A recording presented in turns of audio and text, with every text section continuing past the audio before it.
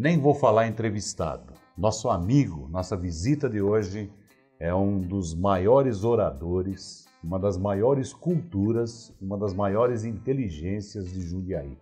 Dr. Tarcísio Germano de Lemos. O senhor nasceu em Tietê, não foi? Tietê. A mesma terra do Michel Temer. Azar meu, porque eu nasci antes. Né? O senhor está com 88 anos, né? 88. Bom, cravados. O senhor nasceu em Tietê, o senhor estudou, tal, acabou se formando em advocacia, em direito, no caso. Foi por Campinas? Na primeira turma da Pontifícia Universidade Católica de Campinas. A PUCamp. PUCamp. Bom, e aí o senhor passou a exercer a advocacia, mas o senhor também fazia outras coisas. O senhor deu aula. Foi radialista. Foi radialista. Jornalista. Fui jornalista. Foi uma porção de coisa. Foi vereador. Fui vereador. Mas isso já veio mais recente, né? Não. Começou por volta de 1960 e foi até 88. Até 88. Mas fui presidente da Ordem dos Advogados no tempo que ninguém queria ser. Porque era o tempo da Revolução, eram aqueles anos de chumbo, que a gente tinha que ter coragem para poder defender a classe dos advogados. E veja bem, só a história, vamos contar. Antigamente os telefones eram poucos na cidade, né?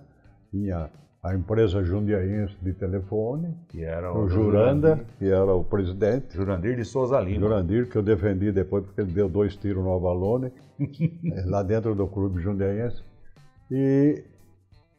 E era fácil grampear, né? Era fácil grampear.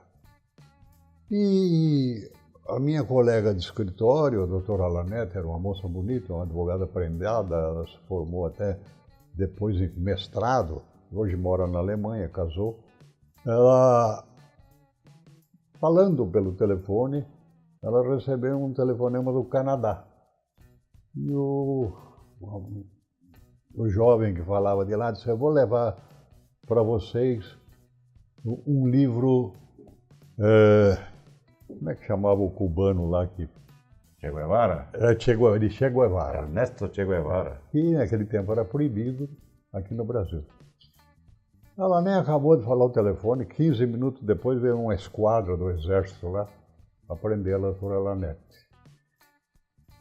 Bom, no meu escritório, eu era presidente da subsecção da ordem, que troço era esse? Lá fui eu. Fui junto também, falei, essa lá vai, eu vou. Cheguei lá, encontrei um major muito chato, tá, coisa, porque aqui em Jundiaí, o general não havia aderido ao movimento revolucionário, eram os coronéis que estavam no comando. Aí encontrei um coronel, cidadão simpático, inteligente, culto, e expliquei para ele a situação. Ele disse: olha, é um fato grave. Não muito grave, mas é grave. A doutora então vai fazer o seguinte: não vou mandá-la para São Paulo, ela vai vir aqui toda quinta-feira. Então toda quinta-feira ia eu lá com a doutora. Aí chegava lá, eles davam um suquinho de laranja com aqueles pozinhos, um negócio horrível para tomar. Que suco. Que suco. Um dia eu não aguentei mais, falei pro coronel: o senhor está me torturando. Eu falei: como torturando? Eu estou tratando o senhor bem, dando refresco. Pois é, o refresco é uma tortura, é ruim para chuchu, aí demos risada, tá? Acabou liberando a doutora Lanete, aí ela casou, foi para a Alemanha. Mas aqui tinha um colega, doutor Ari Pontes de Oliveira, que também, depois foi presidente da Ordem. Ele fez o despejo do cabo do destacamento. Meu Deus. E o despejo, o cara não saiu da casa, o despejo foi à força. O pessoal foi lá com um caminhão, tirou. Resultado: Lei de Segurança Nacional. Ligaram para o coitado do Ari, que era um jeito simples, simpático. E disseram para ele: o coronel quer falar com o senhor. Ele falou, olha, sobre o quê? Se for sobre serviços, eu atendo aqui em meu escritório com todo prazer. E se for outra coisa, eu preciso saber o que é. Não, porque ele quer falar e o senhor vai lá. E levaram ele. Bom, fomos nós, etc. Tá, coisa... O presidente da OAB vai segurar o rojão. E resolvemos o problema. Aí tinha um caso grave aqui, não vou dizer o nome, mas era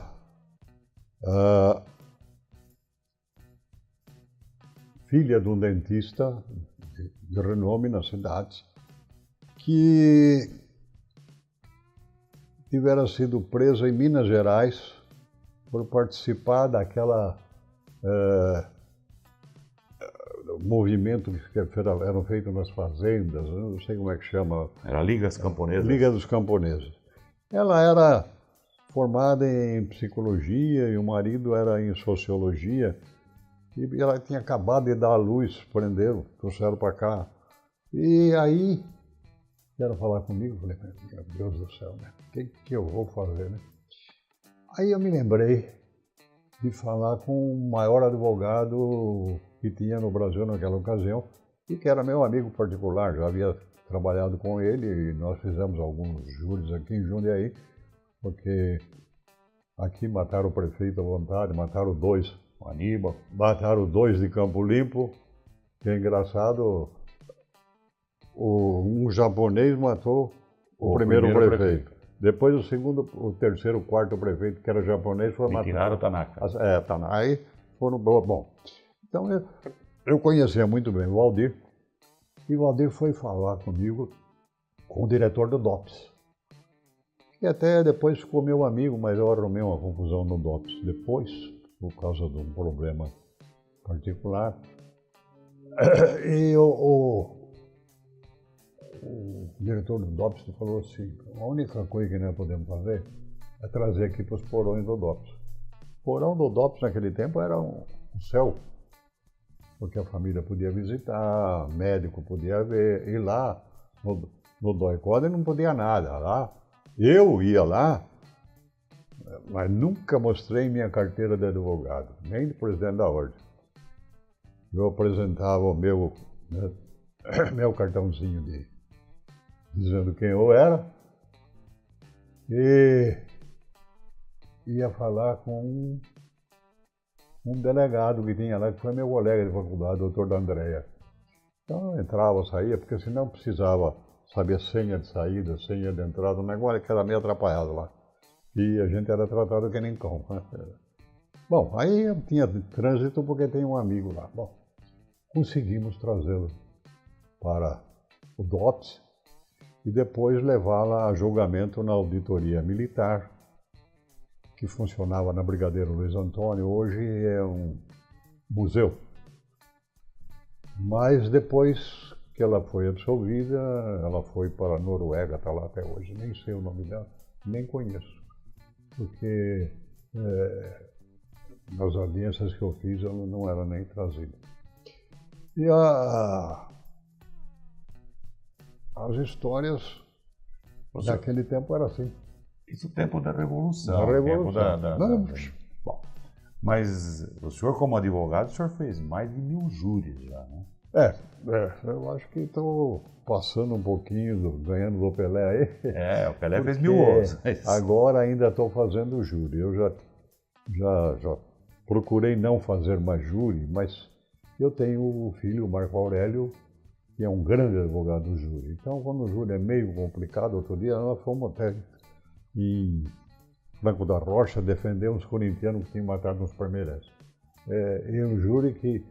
Uma mata-porco, né? Eu fui posto à prova, porque o júri começou... Lá não tinha hotel para recolher, então o júri tinha que ser direto. Resultado, começou às 9 da manhã e terminou às 11 do dia seguinte, às 11 da manhã. Deus. Sem dormir, comer, nós paramos um pouco, fui comer lá no boteco. E foi um dos júris mais complicados, porque geralmente, vamos supor aqui em Jundiaí, faz um júri, chega a 8, 9 horas, o juiz suspende, os jurados vão tudo para hotel, pago pelo Estado, os oficiais de justiça ficam juntos porque eles não podem se comunicar, os jurados entre si. Podem conversar, falar mal do Palmeiras, do Corinthians, mas não podem falar do processo. E foi um dos júris mais difíceis, isso é coisa recente. E ainda estou com 5 júris para fazer. Por quê? Porque hoje fazer júri é bem diferente de ontem. Ontem, vamos dizer, há 20 anos atrás, você ia fazer júri, fervia o fórum. Tinha muita audiência. Muita gente. Hoje, você vai fazer júri, tem os 2 parentes da vítima, 2 parentes do réu, e os jurados, em razão da onda de criminalidade, já estão preparados para condenar, mais para condenar do que para absolver. E o trabalho do advogado é um trabalho estafante, porque você tem que criar imagens, mudar, alterar algumas coisas que o promotor falou para encontrar um caminho de saída. E tudo isso dentro das normas do direito, elegância. Não é nenhum trambique. Sem trambique. Porque é difícil o júri. Você vê, nós temos aqui em Jundiaí praticamente 4 faculdades de direito, até mais, porque Itatiba também tem, Vinhedo também, Itatiba tem, Itu? Não, Itu, tudo, mas eu digo da região nossa. Tem Campo Limpo. Você tem Campo Limpo e tem as daqui de Jundiaí. Aqui tem Anchieta, Tem mais de 1.200 estudantes em cada faculdade. Nós não temos o comparecimento dos estudantes. Seriam os maiores Seriam interessados. os maiores interessados em aprender.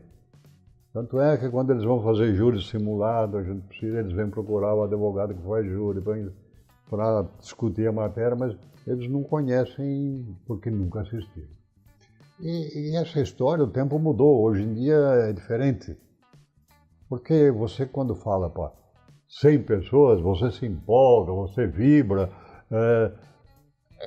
tem assunto para falar, mas quando não tem gente... Fica chato, né? Fica chato, você tem que falar mesmo. A voz é mais baixa, não pode subir, não pode descer, não pode fazer nada, porque não tem ninguém para ouvir. E eu me lembro de um júri que o senhor estava defendendo um pobre coitado, eu acredito que até gratuitamente, e o senhor o absolveu com uma lista telefônica. O senhor se lembra disso? Porque eu me lembro há muito tempo. Naquele tempo, hoje nós temos 5.300 advogados em Jundiaí. Naquele tempo nós éramos 7. Dos 7, 2 faziam júri. O doutor Romero Pereira e tem mais um colega que eu não me lembro. E nós só tínhamos uma advogada aqui, não tínhamos mais do que um advogado. E não tinha defensoria pública. Então, por isso que fiz bastante júri, porque o Cristo era eu sempre. Advogado dativo. Advogado dativo. E dativo mesmo, não ganhava nada. Eu tive uma senhora, coitada, que não me pagou. Nesse caso, o filho dela, que estava respondendo, ela, todo Natal, me trazia um pato assado e um molho de maço de couve. Uns 20 anos ela fez isso, até morrer. Então a gente tem o reconhecimento da família. Mas naquele tempo não ganhava nada. Então também ninguém queria fazer júri. E eu lembro bem que o Romero ficou doente. E o Romero me chamou. O Romero era um grande advogado, foi deputado estadual, foi secretário da Justiça, era um grande orador. E hoje dá nome para uma escola. Hoje dá nome para a escola. Antigo Geva. E pois é. E é um grande orador. O Romero me chamou e disse-me, Tarcísio, eu já pedi algumas coisas para você, você deu o nome de cidadão jundiaense para Eloy Chaves, você fez isso, fez aquilo. Eu preciso que você defenda o cidadão.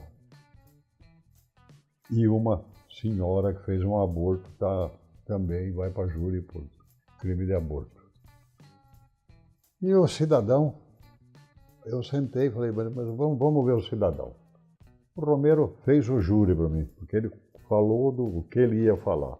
Eu ouvi o que o Romero falou.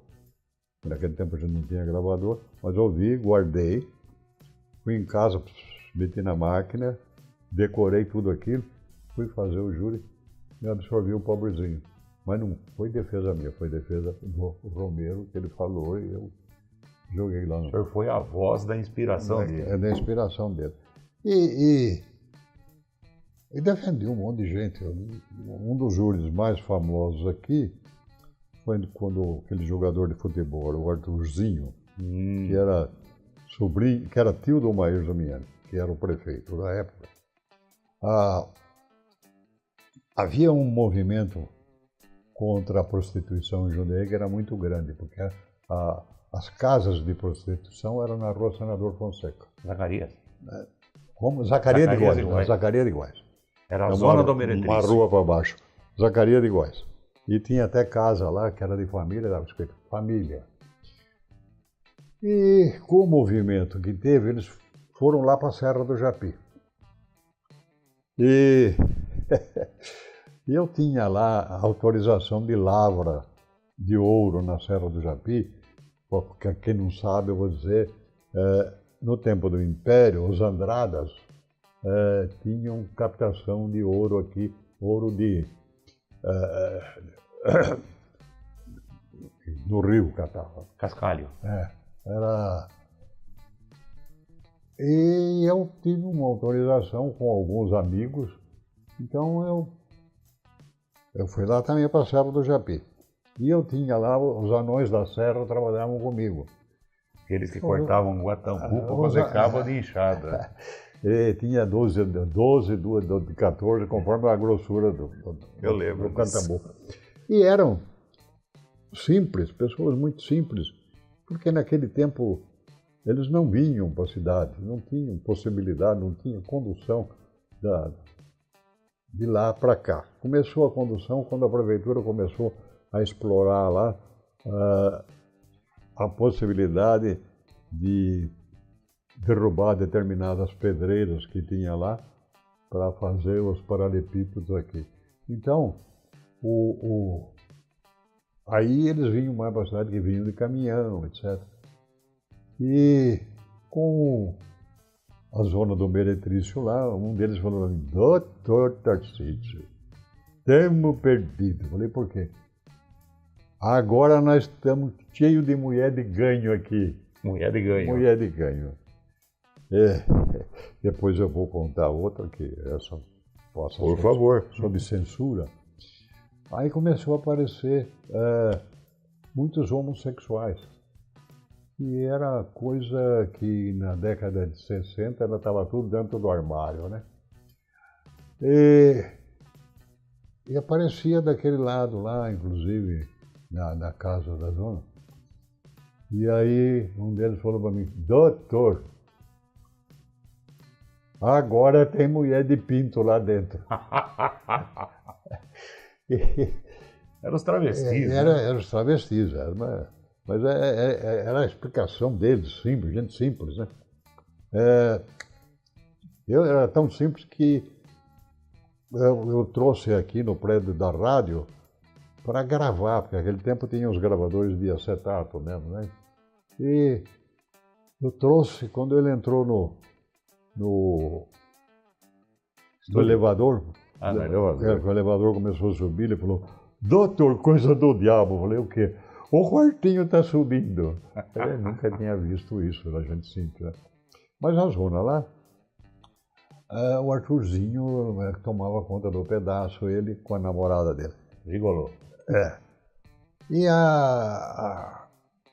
aí, era uma época que grandes figuras da cidade, eu não vou dizer, mas tinham companheiras lá em cima. E eram moças bonitas. E eles tinham como amantes dele, mas quando eles saíam de lá, a freguesia aumentava. O chifre crescia. E aconteceu que um cara que era famoso aqui na cidade pela sua valentia, pelo não sei o quê, vendia joia, ele vendia joia lá para as prostitutas. E ele foi fazer uma cobrança, o pagamento acho que estava atrasado lá, e houve uma discussão com o Arthurzinho acabou matando ele.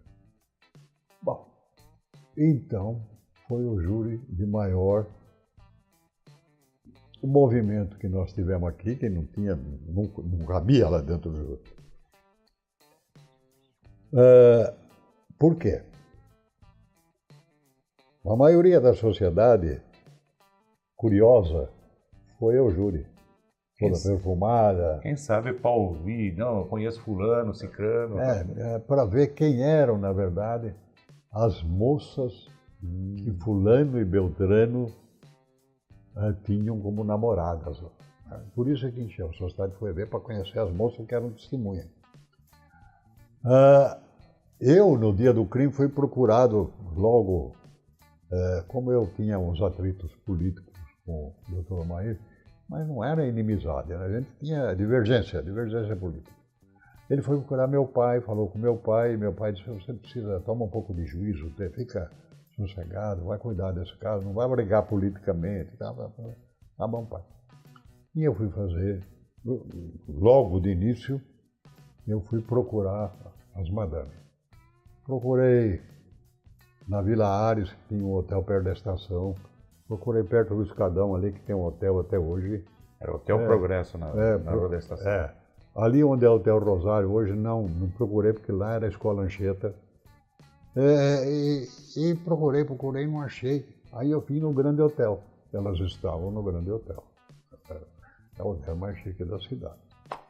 Bom, aí conversei com as madames lá, coisa, e saí e fui procurar o Arthurzinho. Ele estava do lado lá de Jarinu, escondido no meio do mato. Aí falei, expliquei,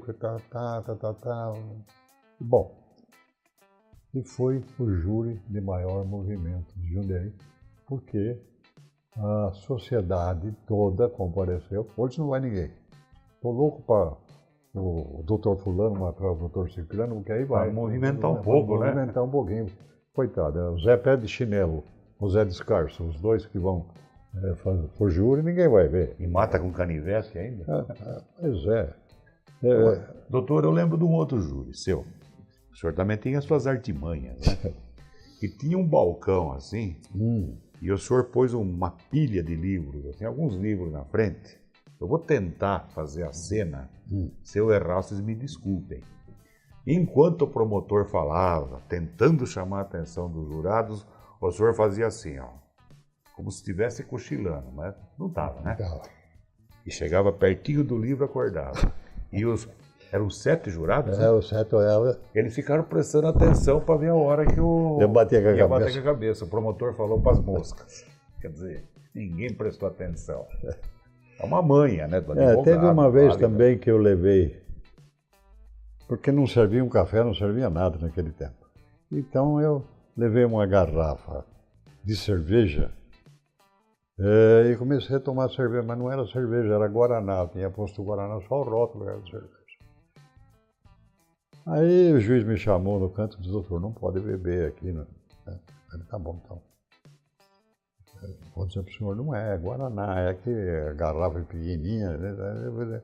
Bom, o senhor quer um copo, tem lá, né? Bom, aí, outra vez, e esse ficou na história, você sabe, havia um crime difícil. Eu era advogado, e vieram de São Paulo 2 brilhantes advogados. Mas no júri, não adianta você citar, você vai ler em lista telefônica. Ora, você pega a lista telefônica, você vai procurar o nome que você quer. Você não fica lendo a lista inteira. E esses 2 advogados falavam e liam e citavam Palomeni, Chiovenda, Maggiore, tantos tratadistas brasileiros e estrangeiros, e o jurado nem sabe quem é, né? Algum do Caxambu capaz de falar, é da família tal, né? Mas aí, a certa altura, eu dei uma parte, um dos advogados disse, Vossa Excelência, acabou de citar agora, como é que chama? Eu vou lhe perguntar porque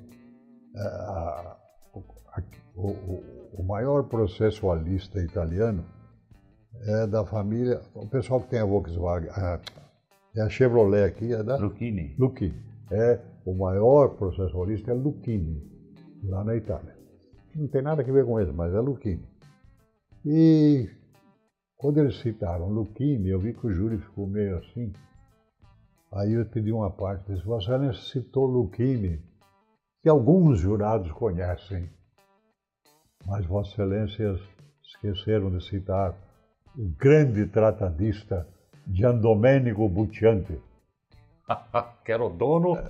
Era o dono do restaurante da Scarpa.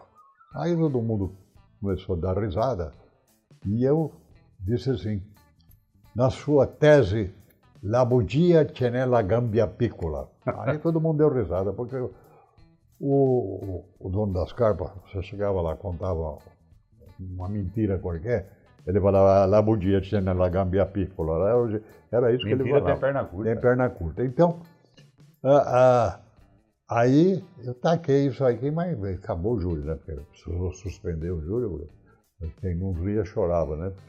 E estas coisas a gente enfrentava, mas isso há 40 anos atrás. Precisava um pouco de coragem, porque o respeito que se tinha pela justiça, que hoje tem um respeito discutível, porque depende da gente verificar que, em primeira instância, o juiz se esfalfa, o juiz se mata, e que lá em cima os tribunais não têm o mesmo respeito à jurisprudência, à lei, à doutrina, e decidem de uma forma que nos surpreende a nós, estudantes do direito. Mas esta era a Jundiaí de antigamente. Mas essa é a parte, nós estamos falando em advocacia. Agora, vamos deixar bem claro uma coisa, essa é uma faceta. É uma das coisas gozadas da vida. O doutor Tarcísio deu aulas também e foi um brilhante vereador. Então, antes de eu chegar, porque ele foi vice-prefeito também, para quem não sabe, ele foi o autor do Plano Idil, que foi o plano de industrialização de Jundiaí, época que vieram indústrias assim, na década de 69, 72. Isso foi feito por uma razão muito simples.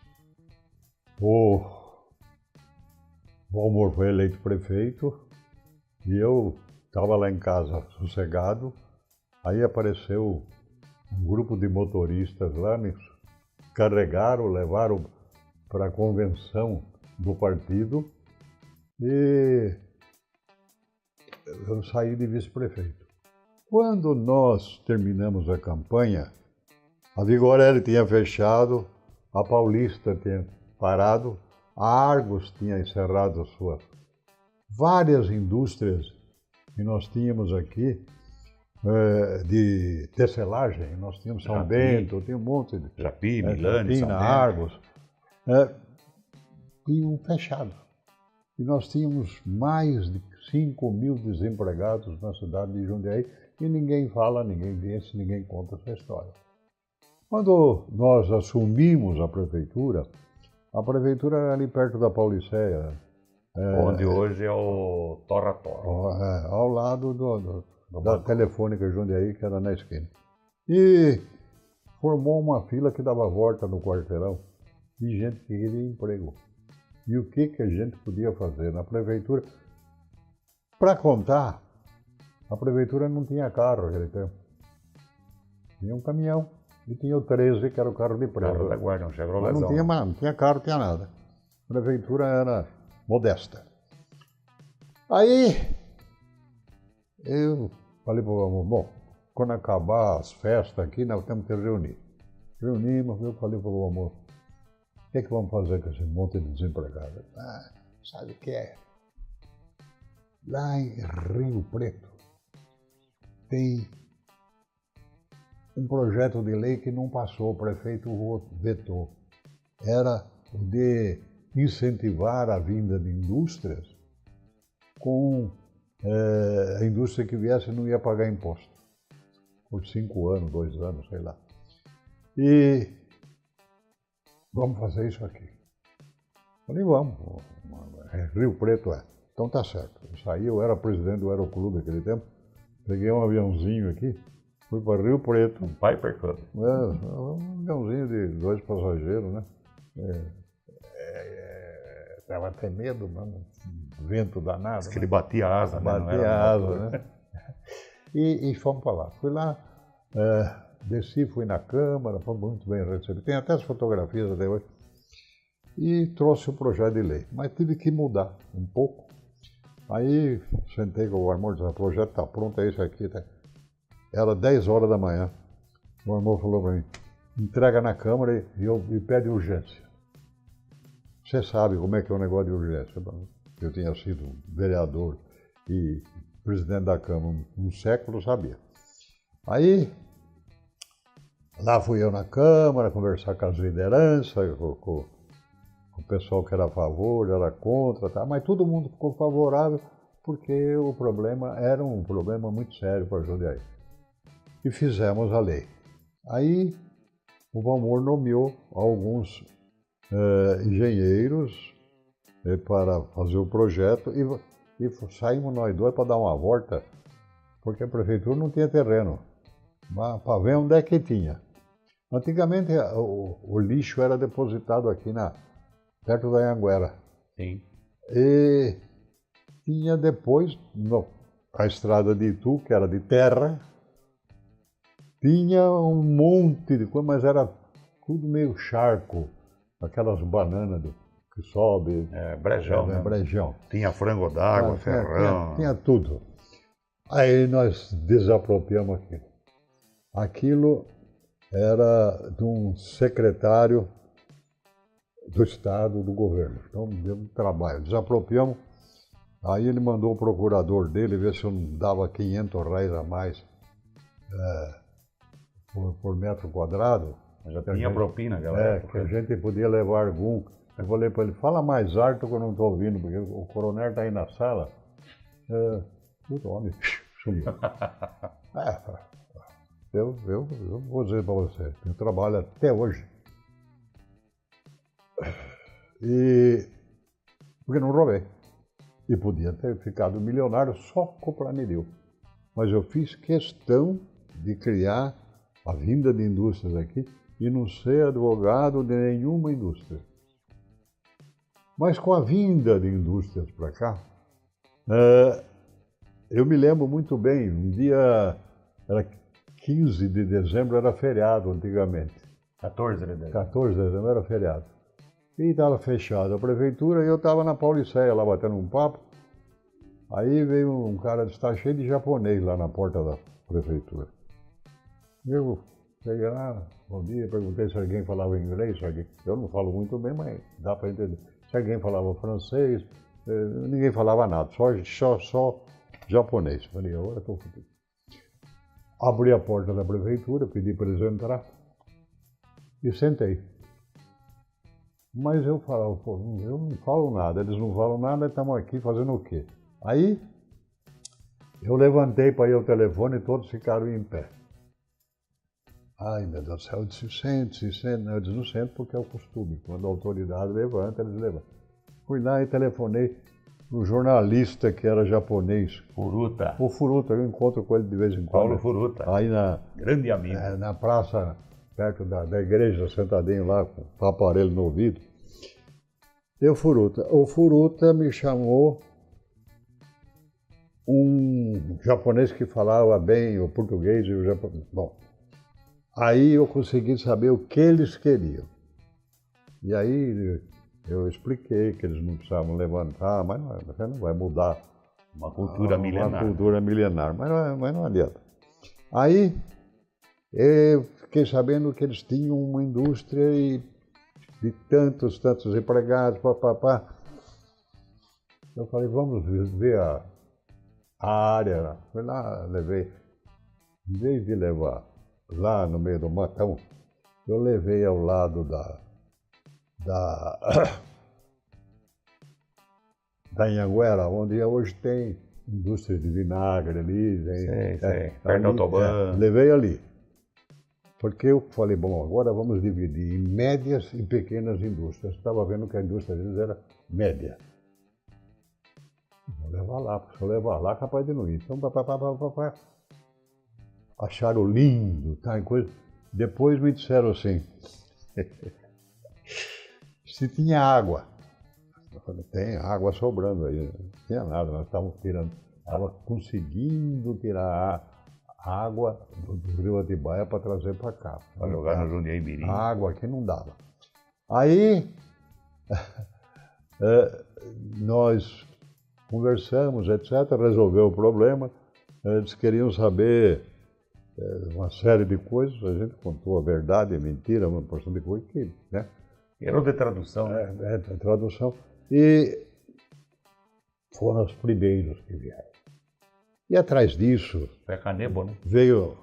Canebo. Atrás disso veio gente da Alemanha, uma indústria que até hoje tem aqui, que fica na estrada de Itu, que produzia coisas para automóvel, né? Para-choque... Petri. Petri, ali. Bom. Veio a CBC. Bom, aí veio um monte de indústria, né? Aí veio e conseguimos colocar o pessoal e aí a prefeitura também abriu um centro de empregos, né? O pessoal ia na prefeitura, a prefeitura já distribuía. Bem feito. Bom, com isto, a cidade tornou a progredir, a prosperar, porque as grandes empresas se encarregaram de acabar com aquele charco que tinha lá, de fazer as avenidas, de urbanizar a área. Então, foi possível sairmos daquele estado de miséria e o nosso povo trabalhar. E antes de o senhor ser vice-prefeito, o senhor já tinha sido vereador, e depois também, mais tarde, o senhor foi vereador novamente. Agora, esse período antes do senhor ser vice-prefeito, o senhor e o Valmor, que foi o prefeito, vocês faziam uma dupla terrível na Câmara, né? Aquele tempo a Câmara era muito boa. O nível era bom. O nível intelectual era muito. Tinha o Carlos Frank, professor de português. Tinha o professor Candelário de Freitas. Joaquim Candelário de Freitas. O Carlos Gomes Ribeiro, que era, vamos dizer, trabalhador de empresa,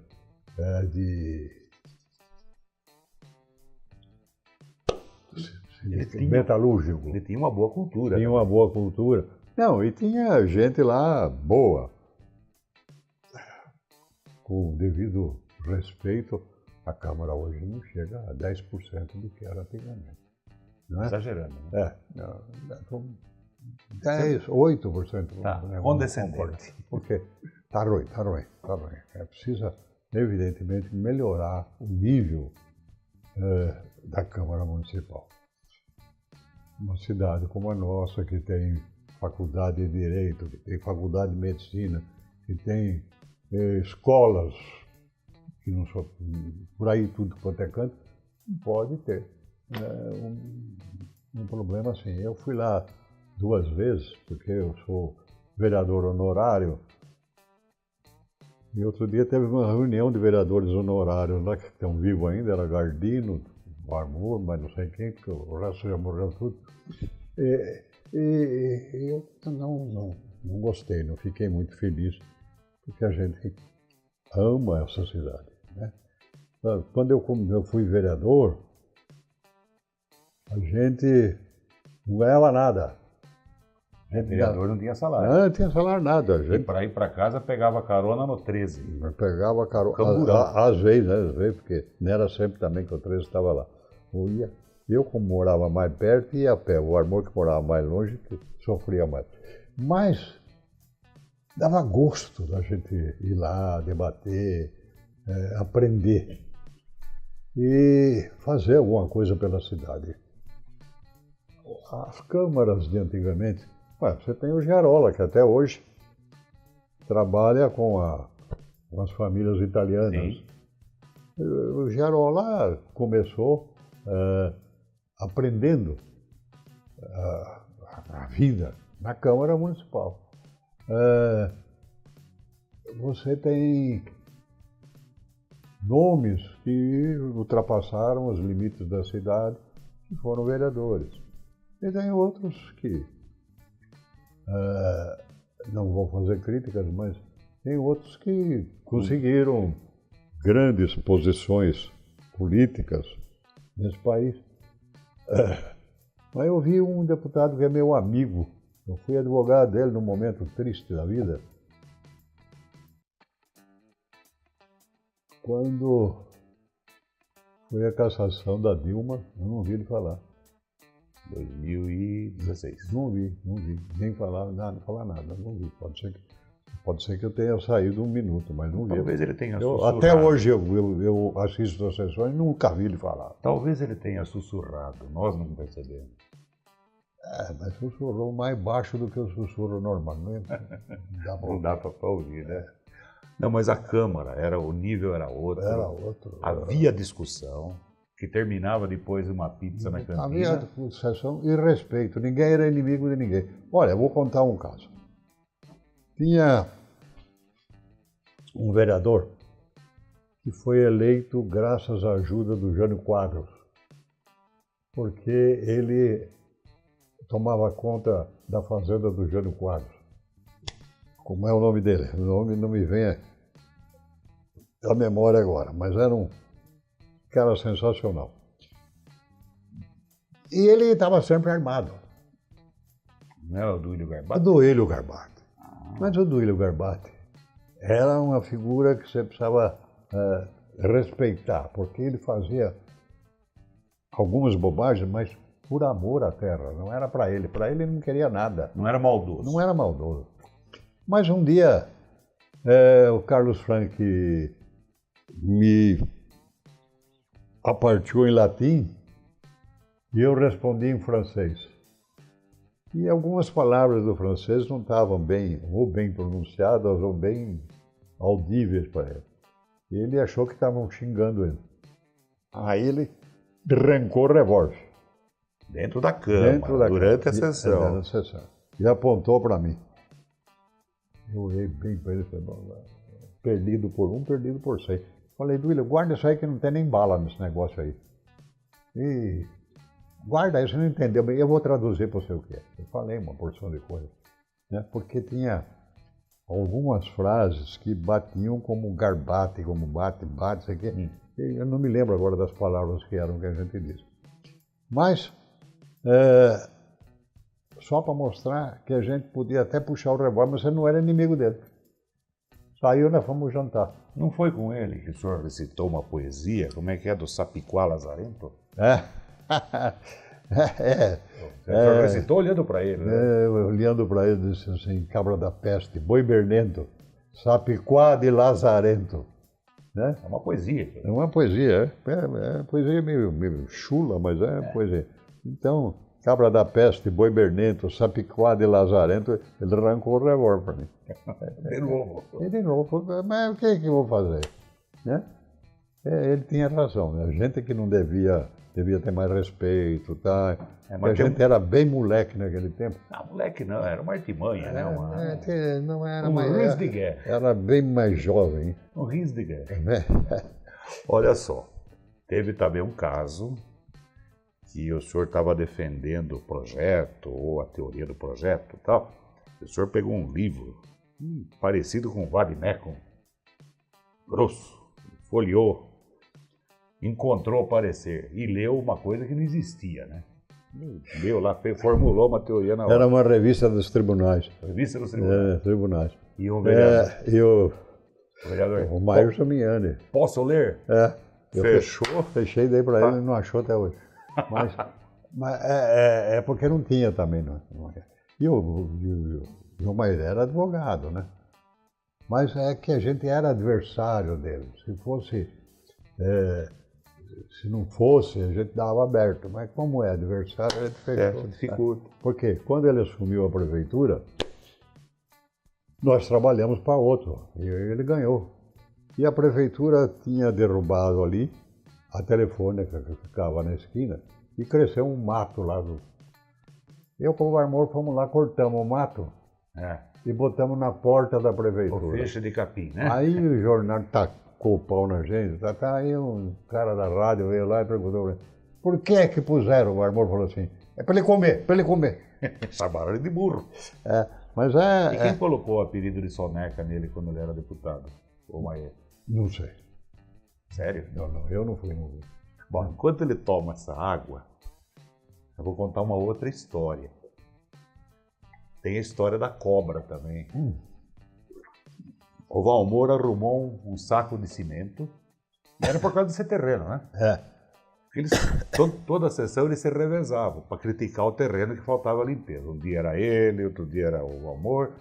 A Câmara era em cima... Era tão fácil mandar alguém de enxada lá. A Câmara era em cima da Caixa Econômica. Lá na esquina da Coronel Leme da Fonseca com a Barão. Terceiro andar. Terceiro andar, né? Que, aliás, tinha uma outra brincadeira de apagar a luz no elevador, porque tinha vereador que tinha medo, né? Quem apagava, né? É pra gente cutucar os vereadores, né? E aí um dia eles arrumaram uma cobra, morta, né? Puseram um saco de cimento vazio e levaram para a sessão. E na sessão, eles começaram a discutir, né? Faz de conta. Um deu um tapa no saco e a cobra caiu. E aí acabou a sessão. Tem vereador correndo até hoje, eu acho. Olha, as coisas eu vou contar, estou me lembrando, mas tem tanta coisa. Porque tinha períodos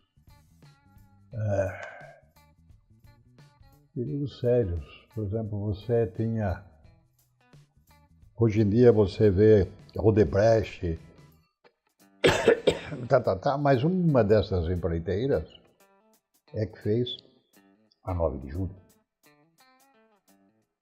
E ali perto do SESI, vamos dizer que fosse desse tamanho assim, as pedras. Ali perto do SESI era assim. No lençol freático era muito próximo. Não era brejo. Então, você passava de carro, o carro fazia bam, bam, bam, bam, bam, bam. E houve um procedimento criminal contra a empresa para que ela refizesse, não fomos nós, nem eu, nem o Valmor. Foi Andrade Gutierrez.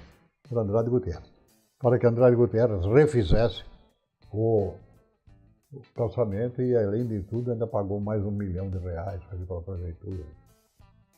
Agora tem uma outra história também de Câmara. Antes de eu falar de uma coisa importantíssima, algumas das coisas importantíssimas que ele fez como vereador, que naquela época eles viciaram a secretaria, entregando tudo pronto. Porque o vereador chegava na secretaria, eu quero isso. Eles anotavam e datilografavam. Eles levavam o impresso, tudo devidamente autorizado, e faziam em seu escritório. Cada um, o Amor fazia no dele, o senhor fazia no seu. É mais fácil. E um dia eles entregaram um requerimento para ser lido por um certo vereador que tinha... Ele era meio inimigo da gramática, né? Sem ponto, sem vírgula e sem acento. Foi feia a coisa, né? Porque já não, eu tenho saudades desse vereador, que era, além de tudo... Não, gente boa. Ele era amigo da gente. Não, gente boa. Mas não dava para ler, porque eram palavras que a gente foi procurar no dicionário, que do tempo do onça, e arrumava aquelas palavras esdrúxulas, complicadas. Em vez de escrever advogado, escrevia um causídio, sem acento. Sem acento. Hospital era nosocômio. Mas pior do que isso, eu fiz da justiça. Aqui, um dia, um cidadão pegou o ônibus lá em São Paulo, foi sentar no último banco. Aí entrou um outro cidadão e sentou também no último banco. Mas eles vieram. A moça que sentou em primeiro lugar, em segundo sentou o rapaz. E eles vieram lá, beijando, abraçando, chegaram aqui e foram lá no escadão. E lá no escadão estavam fazendo o diabo, quando a guarda municipal passou, prendeu.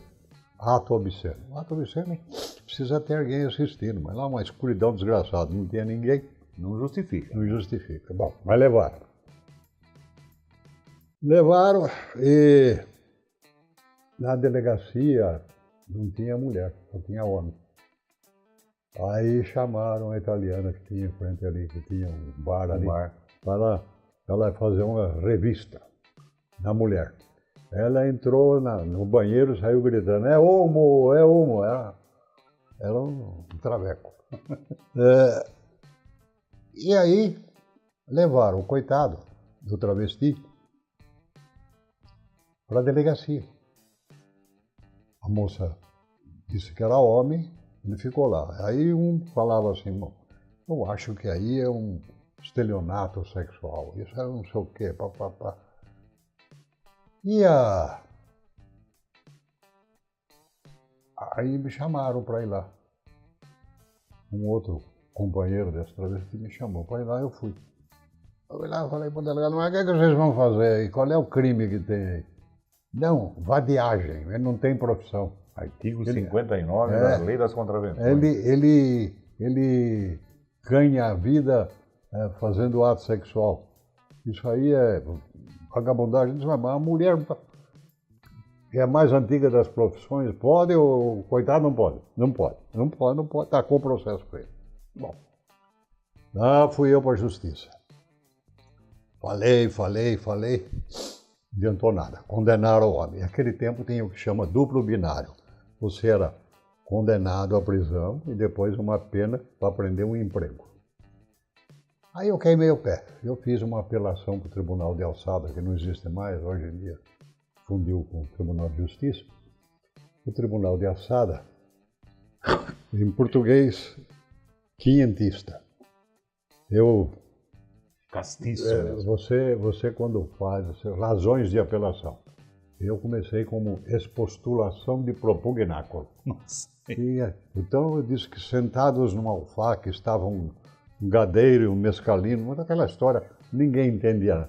Então o procurador de São Paulo falou assim, que do pouco que leu e do muito que entendeu, ele achava que não tinha crime também. Não adiantou nada. Eu fui fazer a sustentação oral no tribunal e ainda saí com essa, o velhinho, que era o juiz lá do Tribunal de Alçada, disse para mim, dessa história de homem que não é homem, quem entende é o doutor defensor e o doutor procurador, chamam nós dois de viado. Aí eu queimei o pé, fui ao Supremo. Levou mais ou menos uns 4, 5 anos, mas nós tivemos uma jurisprudência firmada de que o homossexual que ganha a vida praticando sexo não pode ser considerado vadio. Isto foi uma das primeiras causas que eu ganhei lá no Supremo. Mas veja bem, esse tempo o coitado ficou em cana, né? Porque levou um tempão, ele cumpriu a cana, foi aprender uma profissão, depois nunca mais viu. Mas deve ter se divertido. Não sei. Né? Bom, tinha fregueses à altura. Freguesia lá. Mas voltando como vereador, eu queria que todo mundo soubesse, quem não sabe, que o Dr. Tarcísio é o autor de 2 importantíssimas leis de Jundiaí. Uma delas, o hino de Jundiaí. E a outra, a bandeira de Jundiaí, que Jundiaí não tinha nada disso. O hino de Jundiaí, nós aproveitamos a música de uma esposa de um médico. Aide Mojola. Aide Mojola. Dimanjim Mojola. E a bandeira de Jundiaí, houve um concurso. E a bandeira, que foi vitoriosa, tinha as cores da Itália, por causa de que tinha muito italiano que tinha vindo para cá, essas coisas. Mas a primeira bandeira, que sumiu do museu, não se acha mais, era a primeira bandeira que concorreu, era azul e branco. Eu me lembrei quando cheguei aqui no seu prédio, que é azul e branco. Azul e branco. Porque são as cores de Nossa Senhora. Então, e como nós temos uma igreja sobre a inspiração de Nossa Senhora do Desterro, eram as cores de Nossa Senhora. Mas, por um voto, foi 3-2, foi escolhida essa bandeira. O hino do Jundiaí me perturba, porque tem determinado trecho que diz assim, Nosso jardim é um paraíso.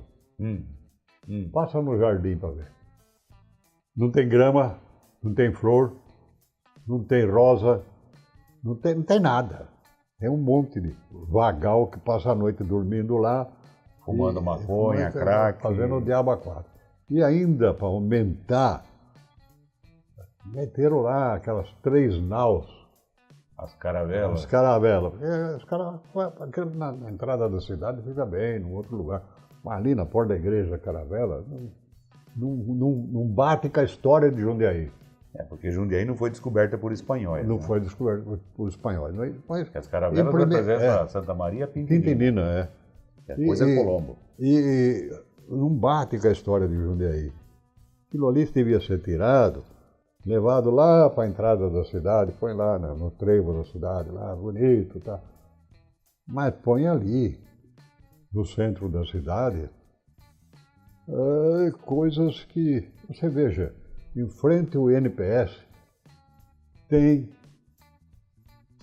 o único busto de alguém que fez alguma coisa por Jundiaí.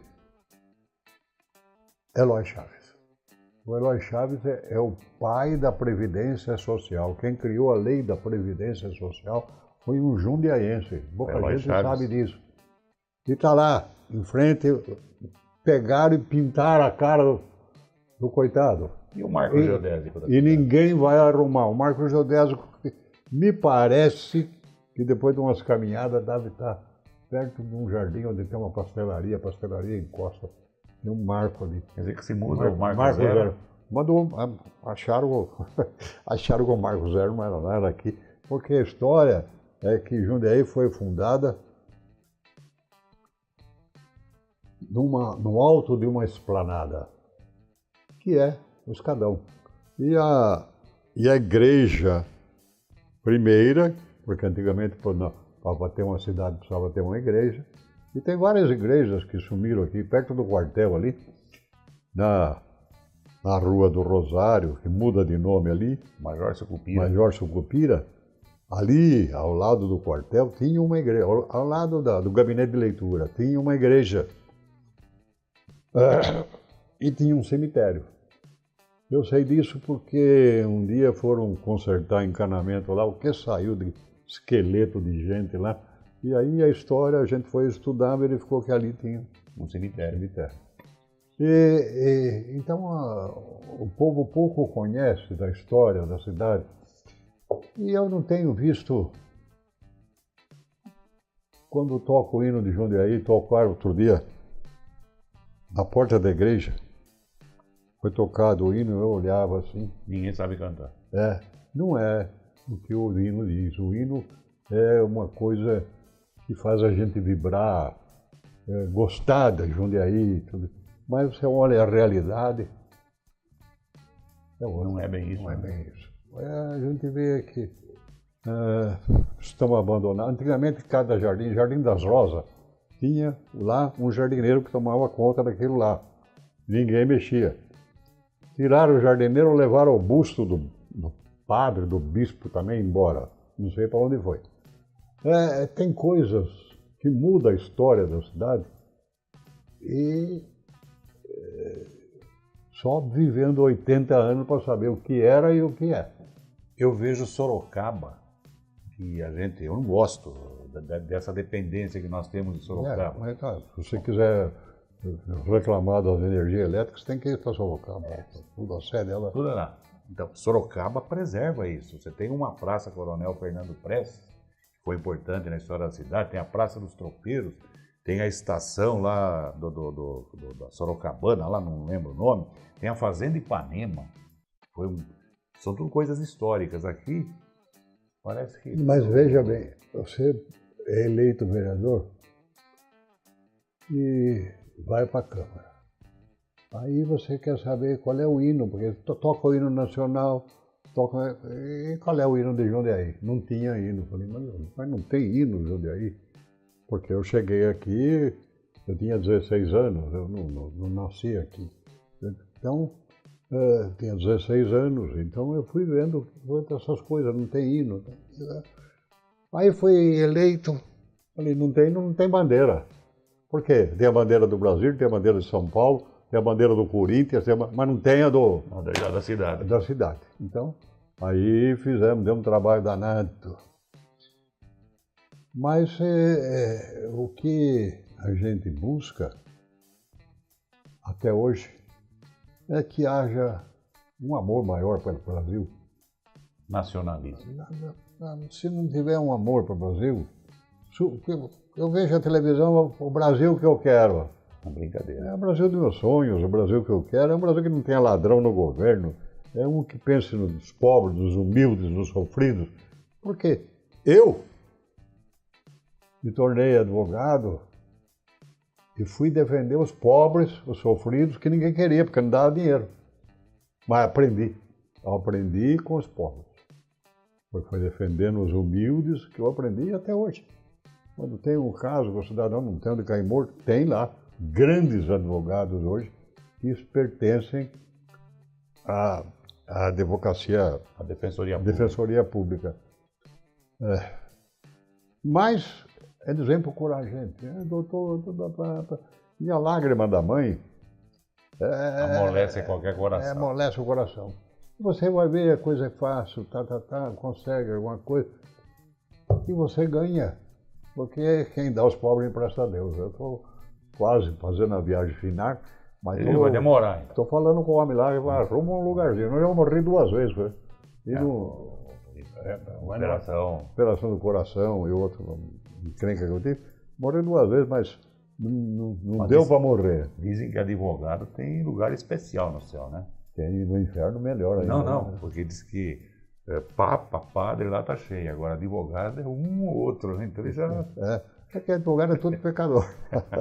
mas é muito agradável numa reunião como esta a gente poder contar um pouquinho da história. Espero que futuramente a gente possa contar mais alguma história. coisa, mas eu lhe devo 2 escritores da minha Academia de Letras quero que falar com venham eles. contar a história melhor de Jundiaí. Mas olha, antes de terminar, o senhor falou que já está a caminho. Já. Então se alguém estiver dando graças a Deus por isso, tipo, vou me livrar desse cara, se ferrou. Quantos filhos o senhor tem advogado? Bom, eu Marquinho? tenho o Marquinho, o Tarcisinho, a Lia, Maria Elisa, tenho 2 noras, são advogadas, tenho 4 netos advogadas, então eu tenho uma quadrilha Cuidado, firme aí. não comemore antes da hora. Vai ser difícil. A gente sabe que você tem uma porta de entrada, você não quis ir, mas veio, e tem uma porta de saída que você não quer ir, mas você tem que ir. Então, todos nós sabemos que a porta está para abrir. Mas eu nunca me preocupei com isso, porque eu vivi a vida. Vivi, como diz o poeta, muitas vidas. E só agora, quando chego ao fim, é que eu posso falar com o povo que sempre lembrou de mim. Não sei, poesia velha. E para encerrar, o pessoal já deve estar com a paciência cheia, né? Tanto ouvir a gente, parodiando o senador Cícero para Catilina. Como é que é? Quasquetandem. Quasquetande a butere, Catilina, paciência nostra. Até quando você vai abusar da nossa paciência, Catilina? Esse foi o advogado. Eu fui professor de latim, hein? Opa, mais essa, hein? Esse foi o advogado, um dos brilhantes advogados, vereador, foi secretário, professor e, acima de tudo, uma figura ímpar, Dr. Tarcísio Germano de Lemos. Muito obrigado. Você está assistindo Novo Dia TV.